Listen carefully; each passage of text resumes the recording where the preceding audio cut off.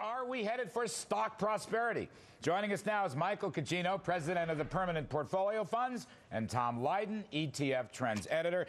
Michael Cugino, a lot of good news coming out of Europe. Germany's unemployment 7.6%. Other good news here on earnings, low interest rates, zero inflation. Is the glass half full or is the glass half empty?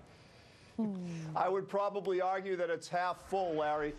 Liquidity is there, corporate profits are there, interest rates are low, and dividend yields are very favorable versus bonds with respect to investors and their patience to either wait out growth if it's not happening or just the risk return versus bonds. So I think net it's a good environment for stocks and the economy in general, although I think the growth will be slower than maybe we were thinking it would be coming into the year. I see slower growth, more of a Goldilocks scenario than I do more robust growth that maybe we expected earlier. Boy, I haven't heard about Goldilocks in a long time. Tom, both Bob and Mary mentioned that Kellogg's and Colgate-Palmolive missed.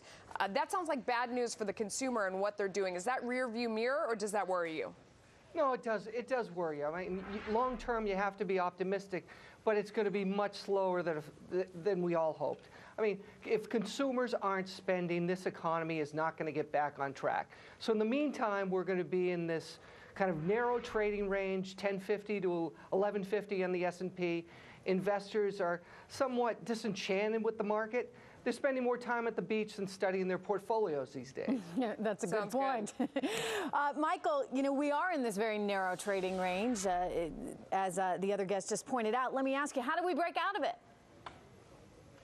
Well, I think the points that Tom made are well taken, and I think it's the reason that we're not seeing growth rates at a higher level. You know, despite all the points that Tom made, the economy is still growing at an approximate, annual rate of what, 2.5% roughly if current estimates are there. So we have sort of a jobless recovery. It's driven primarily by corporate profits and lackluster consumer demand. So that's where I get my viewpoint on maybe a slower economic growth, but growth nonetheless. So what we need to break out of it is job growth, expansion of the economic pie, so to speak, more consumer spending, feeling good about the economy, and that'll drive some of the volume and business activity levels even higher. But Tom Lydon, I want to connect the dots from business profits, okay? Profits are the mother's milk of stocks and the economy. And the earnings are terrific and the cash flow is terrific.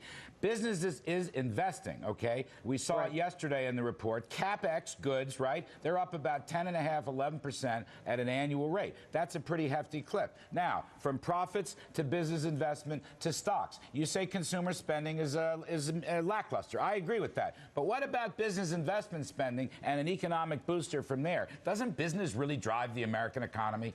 You're dead on, Larry, and businesses are actually sitting on tons of cash. Russell 3000 companies are sitting on $3 trillion. So a way to play this is while you're waiting for this economy and for the markets to kick in, there's some great junk bond ETFs. There are also some great dividend ETFs in the S&P 500, and even overseas. WisdomTree has a wonderful small cap emerging market dividend ETF where you can get almost 5% in a dividend yield. So go after the yields, go after the dividends while you're waiting patiently for things to kick in. Guys, thanks so much for joining us. Well, guess what? July's been a hot month. We're not just talking about